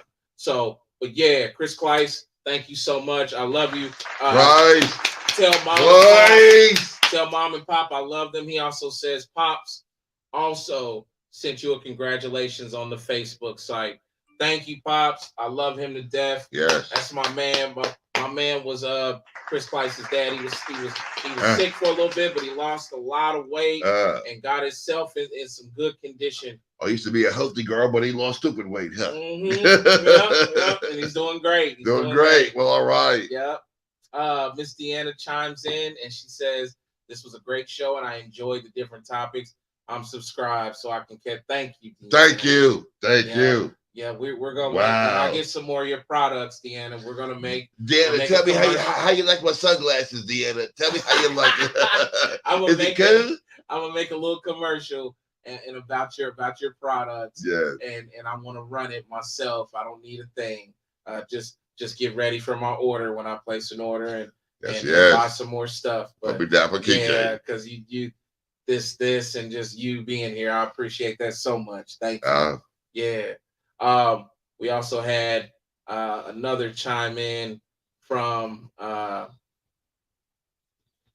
Corey Ross, though, he says, Core. hypocrite, thief, and liar, creator of Cooley High, Eric Mont, accuses producer Norman Lear of stealing his show ideas. Good Times, Sanford and Son, and the Jeffersons. Resurfaced interview. We're gonna have to research. Yes, sir. Who Eric Lamont and Norman Lear are. I know Norman Lear. We all know Norman Lear. He was the creator of All the Family and all the spin-off Maud and all the other ones. Yes. Really? Yes. Norman Lear. He was the one that created Archie Bunker. Wow. So this is still in black art at every turn and in every industry, you guys. Wow. Not just music is up for theft.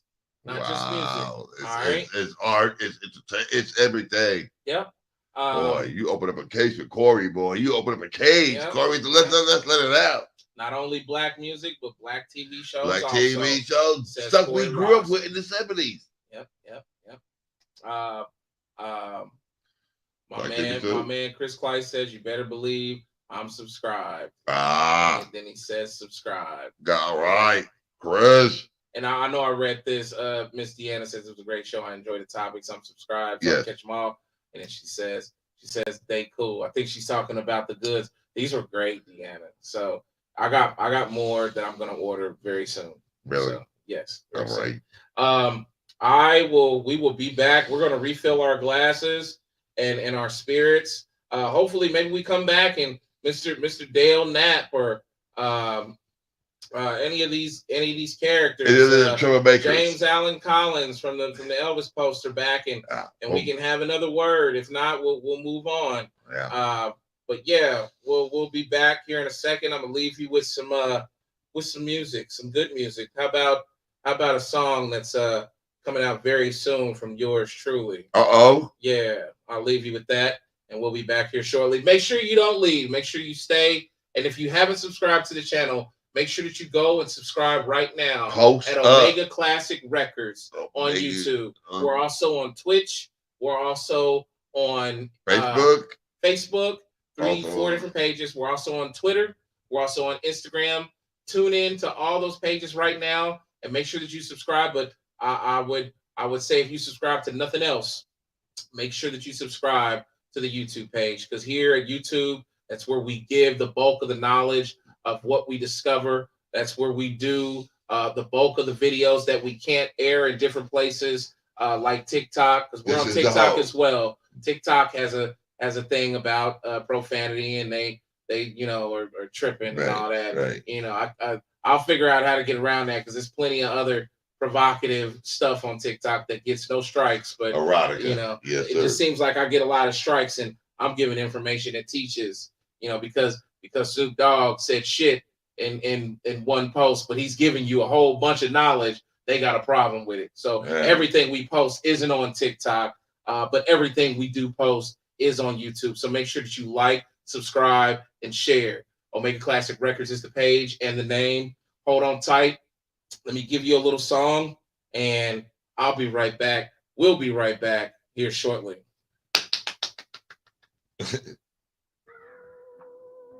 Nice. Okay.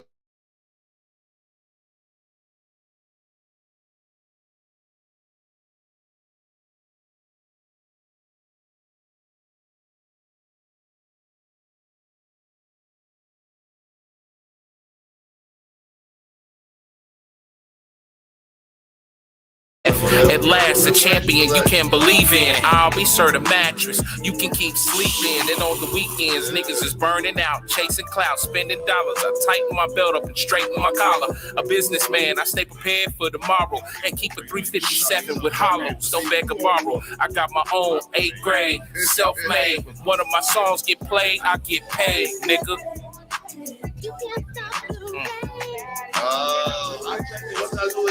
Long time coming. Long time.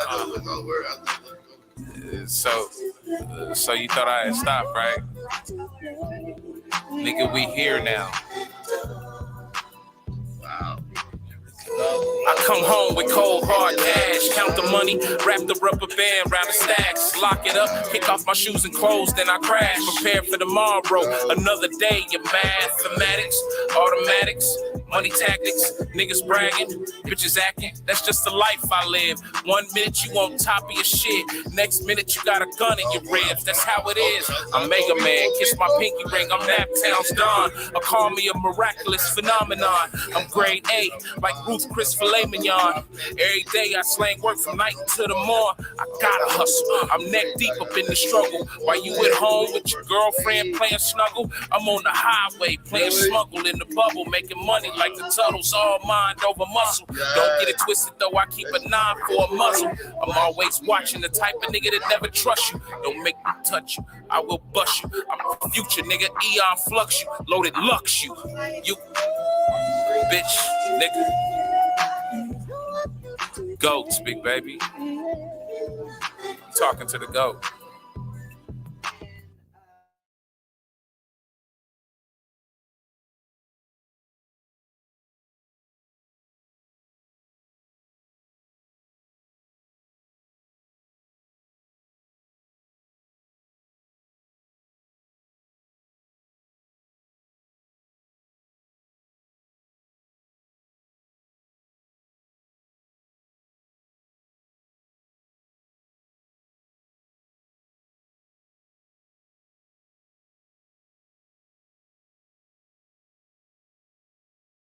Making model, my guard like design of an apostle. I rise like a phoenix, and I got you. Rob is the phenomenal, impossible, insolvable, unstoppable, prodigal, calling audible, still improbable. I got these suckers mad, flaring at the nostrils, non-volatile, but you can order from me. I serve you how you want your order to be, motherfucker. Fully optional, I'm conjugal with the beat, the greatest that you never heard or seen. Cop sharper than razor blades, be with it.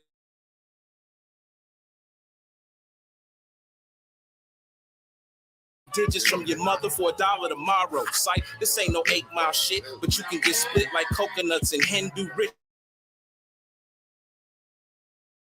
Cynical when discussing them, cause they skills is loving the feeling when I'm on stage, engaged to rock the mic. I ain't new to this.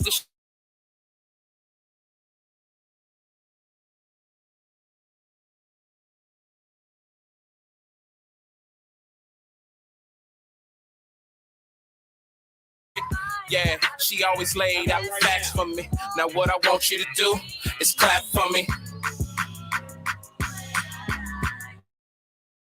Can you hear me on the mic? Clap for me.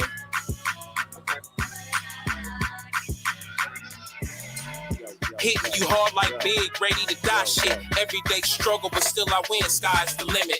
I'm back like Pac after the 5 shots. Would it kill me, maybe weaker, nigga? I think not. Wow, this sounds good.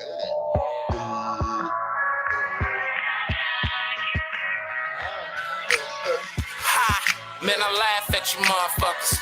Open season, this is class in this motherfucker. Break out your pen and pad in this motherfucker. I'm the professor, here's the math in this motherfucker. Night or day, I practice to keep the blicky with me. Cause niggas iffy, low down dirty, grimy and shifty. My onyx logic embedded in code in my mind's M1 chip, compatible memory. Are you hearing me? Naturally, I'm programmed to defeat foes. Love women and curse hoes and roll with the punches life throws. It's ice cold on the boulevard, but my wits and my gifts from God make me loving the feeling when I'm on stage, engaged to rock the mic. I ain't new to this. This shit took time, not overnight. Hella times at night I got no sleep, but still I write.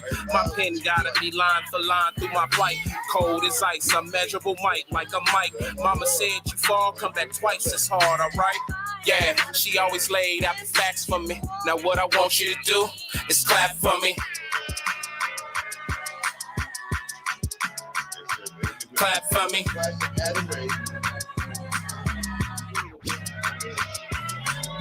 I flow greater than your navigator. I rhyme harder than your Dodge Charger. Candy paint 26s and all.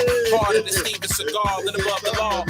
Harder than Jordan with the flu game in Utah. Harder than Snoop Dogg murder was the case. Harder than DJ Screw tapes from the Texas state. Harder than Fred and Memphis going to how high with the wake and bake. Harder than Suge Knight slap vanilla ice in the face.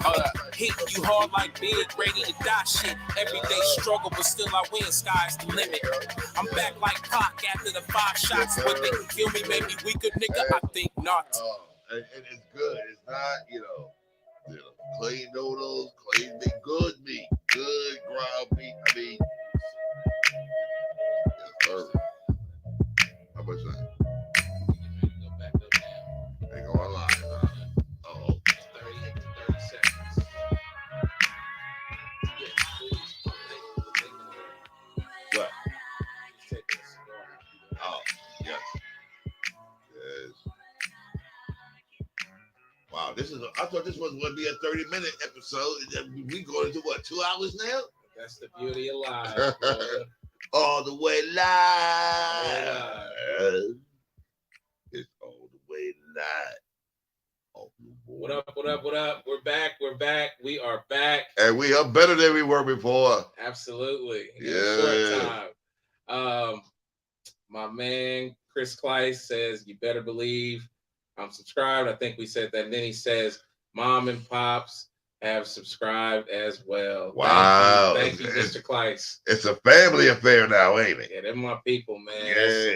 It's a family upward. I go to Denver and these folks take care of me, and I fell in love. I found them on the 2017-2018 tour, the Hard Work Pays Off tour that I had done with an artist named Young Bleed at the helm of that. If you don't know Young Bleed, check out his material.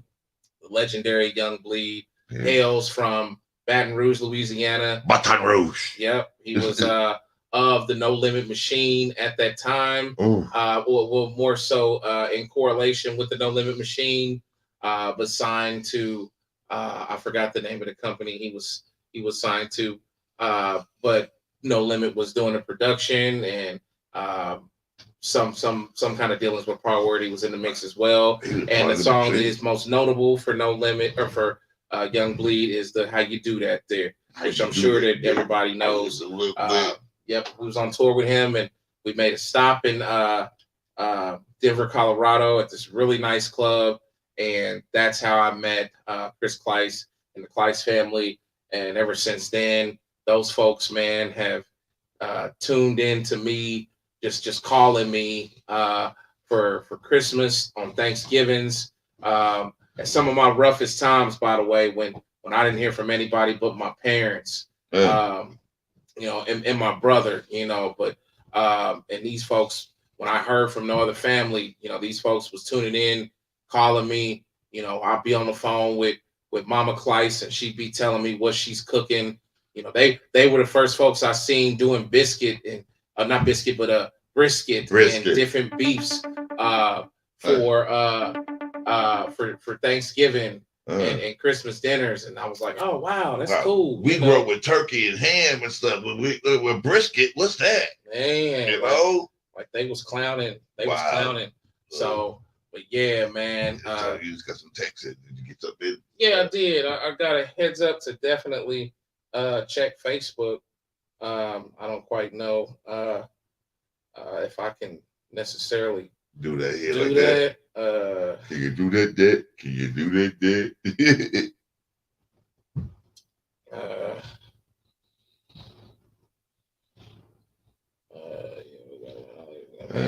What is that? What is this? You don't own your record company. Okay, some folks comment. Oh, record company. Are you real? Do you realize that? Okay. Do you realize what? Check Facebook. I don't quite know. Company? Are you real? Do you realize that? Okay. Do you realize check Facebook. A lot of great folks. I don't quite know. Are you real? Do you realize that? Do you realize check Facebook. I don't quite know. Real. Feedback. I had to stop that. All right. Okay, unfortunately, I can't see. Check Facebook. I don't quite know. All right.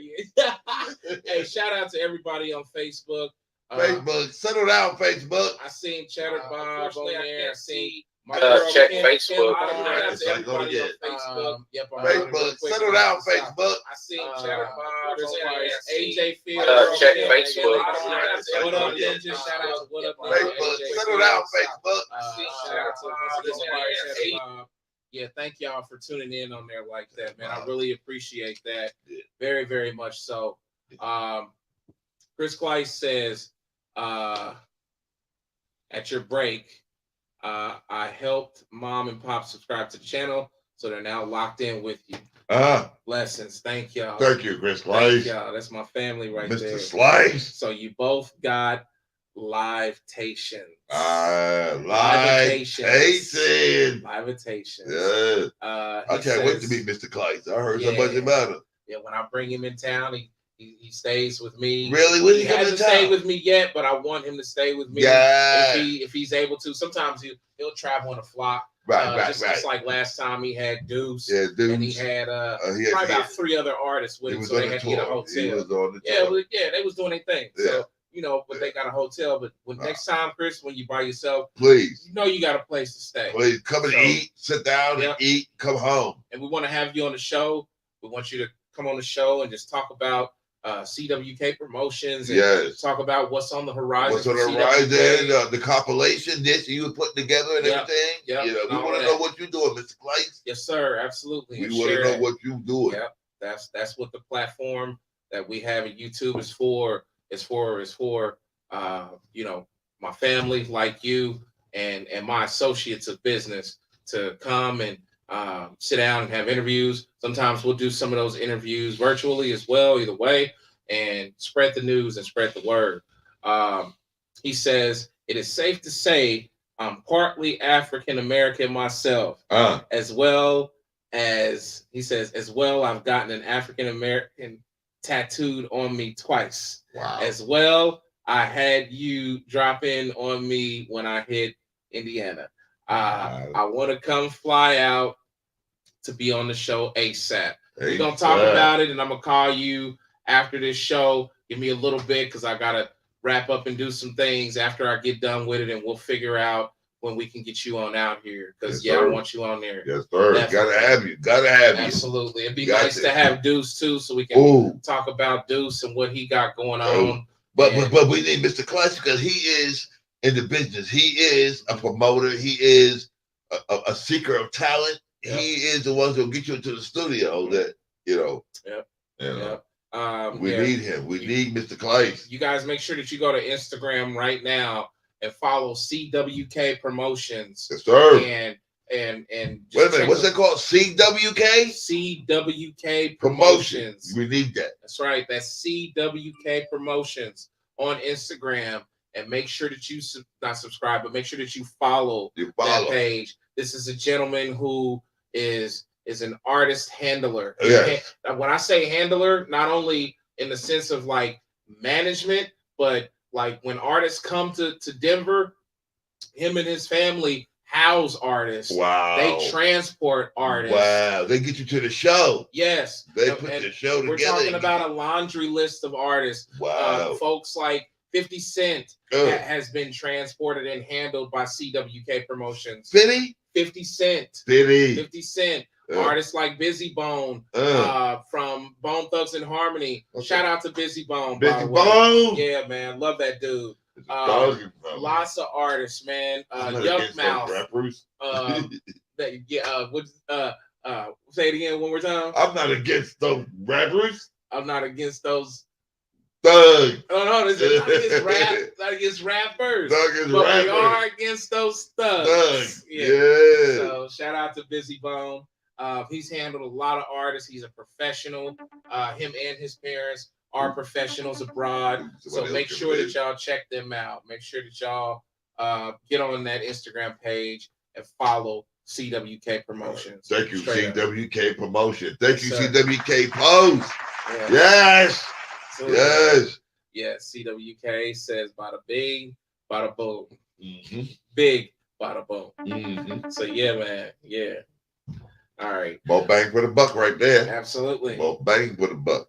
So you guys, this was great. Yes. We were not expecting to go into the second hour like this. Wow. We're 2 hours and it feels like it's really only been 30 minutes. 30 minutes. Thank y'all so much for making this just a great experience all together. Man, we appreciate it to the fullest. Yes, and my segment will be called The Game Called Sports because, sports ain't what's played on the field. Sports is not what's played on the courts or the diamond. It's it's the game of life. We live the game of life because sports is the only reality show that has no retakes. You know, we got winners, we got losers, and that's sports, and that's my game. That's my role to portray in this podcast, to put the light on the winners and the losers. What's the name of it gonna be called again? It's go. Yeah. What do you think? Tell them what's the name of it. That's for your name. What's the game? I know you wasn't ready for it. No. The game called sports. The game called sports. Yes. The game called sports. So make sure you guys tune in. If nothing else, if you're not really into the music situation and you just want to tune in and hear a good conversation, good conversation about life and sports and about gaining advantages and losing advantages, and because life is a sport. Life is a sport. You got to be in it to win it. That's right. That's right. The game called sports. Yes, sir. Hosted by Jerome Murphy. Yes, sir. So, the game called sports. Yes, yes. Well, thank you guys so much. We just got 2 comments. Okay, it's CWK, my man Chris again. The list is endless. By the way, you can take a whole other album. Ooh. A whole other hour. Another hour? Yes. Hey, thank you, Chris. Thank you, Chris. We're gonna wrap them up though, man, because they done been with us for 2 hours. You know, we got a captive audience. You can't keep them for this long, you know. I know. Speaking of sports, the Colorado Avalanche are Stanley Cup Yes, 2022 go Avalanche! after 21 years. Wow. Damn. Wow. Oh wow. It was a long time coming. That's why Mr. Kleist is happy. Yeah, they was in on Colorado. They was on some Cubbies type of shit. And there was some dry dock stuff. Now the Cubbies came, the Colorado Avalanche came through for it. Yeah. I'm not a big hockey fan, but I ain't more power to it. Okay. Yeah. Okay. Man, congratulations, Chris, man. Let's see what your football team does this year, Mr. Kleist. Talk to me there. Let's see what your Broncos got in the tank. How Denver been doing just on the way out? Well, they got a new quarterback. They got the guy from Seattle. You know, they got Russell Westbrook. Yeah. Really? He went to Denver? Yeah, he's a Denver player now. Oh wow. Yeah, so we I mean, Mr. Kleist has got to be excited. You got a football team. You got a quarterback now. Oh my gosh. Yeah. Okay. He's gonna be making a lot of noise this year, starting September. Hey, Chris, man, I hope the best, man. Yes, sir. Denver and the Broncos. Yeah. Y'all done took one home. They took a step. Stanley Cup, they got a top line quarterback. I ain't mad at him. Okay. We'll see though. That's good, man. That's good. Him and Sierra. You know, as a matter of fact, Mr. Kleist, you need to talk to Sierra. You probably can get her into a record deal, you know? Yeah. Now that they are members of your community, you got Sierra and Russell Westbrook. Who was the quarterback? Yeah. Yeah, oh Sierra. Sierra. You got Sierra. Work. Okay.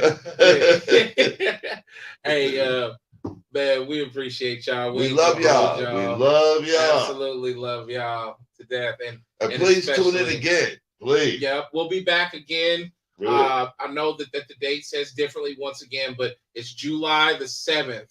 By that time, we'll know what's happened with Deshaun Watson and the women and stuff. Is he playing? Is he not playing? I mean, I'll have more info for you. So yeah. Stay tuned. So you guys can watch the segment, The Game Called Sports with Jerome Murphy. And July the 7th, we'll be back with Miss Penny Gregory. Yeah. If you're late and you didn't hear about Miss Penny Gregory, she's a great friend of the family. She's the first Black woman that I have met and that I know that has been accepted into Harvard University. Harvard. Which is a tremendous feat. I got to give it up to her for nothing else but that. Tremendous feat.